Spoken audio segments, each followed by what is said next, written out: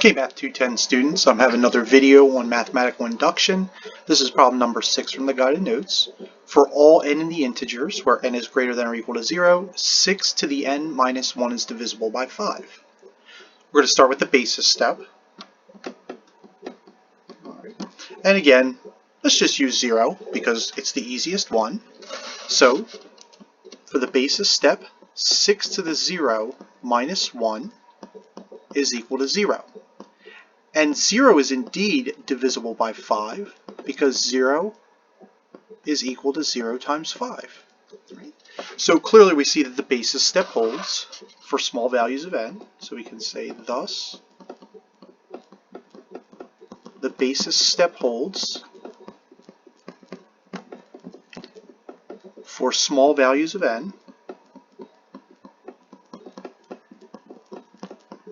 We are going to assume that the result holds for all n equals k. So we're going to assume the result holds for all n equals k, where k is an integer. Okay. Thus,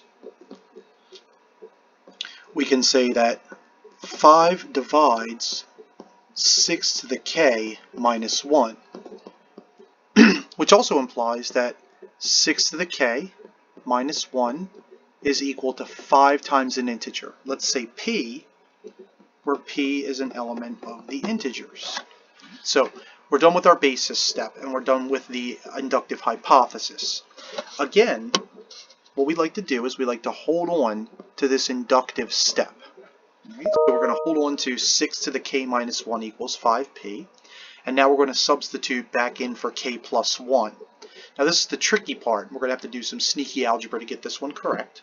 So this is where n is equal to k plus 1. Okay, so we're going to let n equal k plus 1. Okay, by substitution,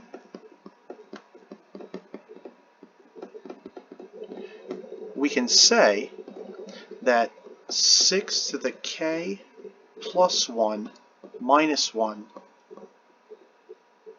is what we have. Okay. Now, we're going to do some algebra on this. And here's the sneaky algebra for this. All right. A lot of students, what they'll do is they'll start by using an exponent rule, and they're going to say 6 times 6 to the k minus 1. Okay. And that's just by an exponent rule. Okay. However, what some students will do, and I'll erase this when I'm done, is they'll take 6 to the k minus 1 and they'll say that that's equal to 5p. But that is not correct. Okay? Because of the 6, that's a coefficient there. All right? So we're going to undo that, and I'm going to show you the correct way to go about doing this. All right. So the correct way to approach this is to let 6 be equal to 5 plus 1. Okay, so this 6 in front is now equal to 5 plus 1. We still have this 6 to the k minus 1, and that's just straight up computation. Okay, so that's not too difficult. We're going to take the 6 to the k, and we are going to distribute to both the 5 and the 1. And what we get is we get 5 6 to the k plus 1 6 to the k, or just 6 to the k minus 1. So that's our distributive property. Now I want you to notice now that we have a 6 to the k minus 1 all by itself. And we know earlier that that was equal to this 5p. All right, so we're just going to take what we know from mathematical induction. We're going to go all the way back down, and we're going to rewrite this, and we're going to say that we have 5 times 6 to the k plus 5p. That's our induction. We can factor out a 5 from the two terms. Okay, so that's a GCF. And then finally, we can just use closure. 5q.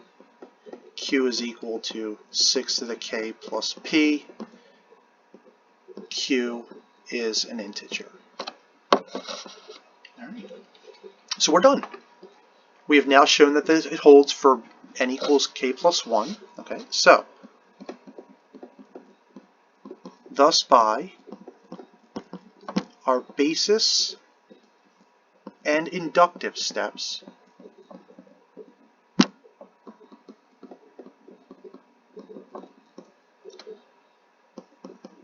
the original property is true.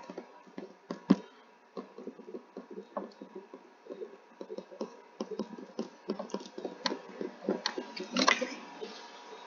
All right, so hopefully that helps a little bit. There's a few like that on the assignment, so try to work through those. Use this video as a guide.